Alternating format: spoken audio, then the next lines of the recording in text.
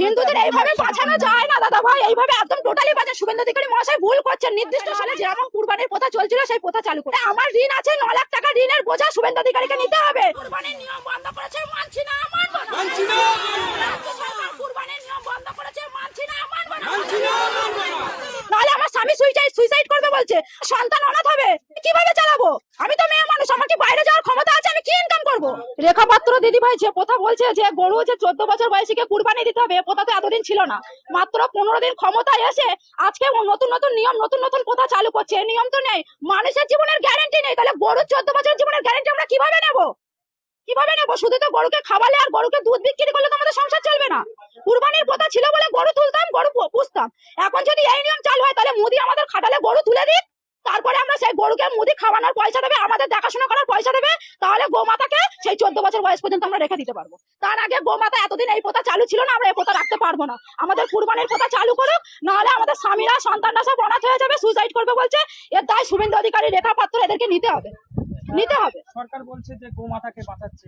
গোমাতাকে কিভাবে বাঁচাচ্ছে? এতদিন বাঁচায়নি কেন? এতদিন তো এই প্রথা চালু ছিল। আমাদের লাইফে আমরা এখন এরকম দেখি না, আমাদের স্বামীদের লাইফে আসেনি, আমার শ্বশুরের লাইফে ছিল না। তাহলে এখন এই প্রথা কিভাবে চালু করেছে সরকার? আমাদের নির্দিষ্ট সময় দেওয়া হোক, মানবো। সরকারে এসছে, আইন মেনে নেবো, কিন্তু নির্দিষ্ট সময় না দিলে আমরা মানতে পারবো না। হাতে মাত্র 10 দিন সময় আছে, আমরা কিভাবে মানবো? এই লোন নিয়ে এই গরু পুজো কত টাকা লোন নিয়েছে? আমি প্রায়, আমার লোন আছে, বন্ধন থেকে নিয়েছি 2 লাখ টাকা, স্বর্ণ জয়ন্তী গ্রুপ থেকে নিয়েছি 3 লাখ টাকা।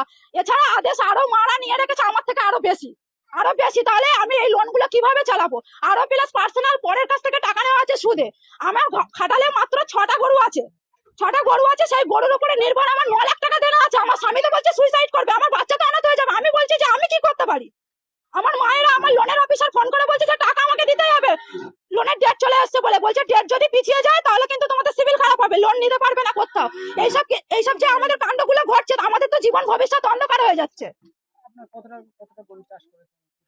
আমার 6টা গরু আছে, 2টো ছোট ছোট বাছুর আছে, 8টা গরু এখন আছে। কি চাইছেন আপনারা? আমরা এই কুরবানির প্রথা চালু হোক, কেনা বেচা যেমন চলছিল সেইগুলো নিয়মগুলো বাদ দিয়ে কেনা বেচাটা চালু করে দিক। আমাদের গরুগুলো বেচাকেনা না হলে আমরা সুইসাইড করা ছাড়া আমাদের সরকার বাধ্যতা। বলছে যে হিন্দুদের বাঁচাচ্ছি।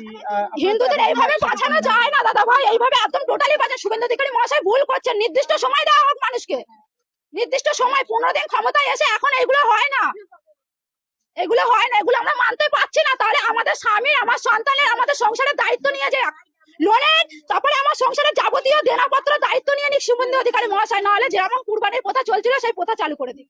নাহলে আমার ঋণ আছে 9 লাখ টাকা, ঋণের বোঝা শুভেন্দু অধিকারীকে নিতে হবে। নাহলে আমার স্বামী সুইসাইড করবে বলছে, আমার সন্তান অনাথ হবে, আমি কিভাবে চালাবো? আমি তো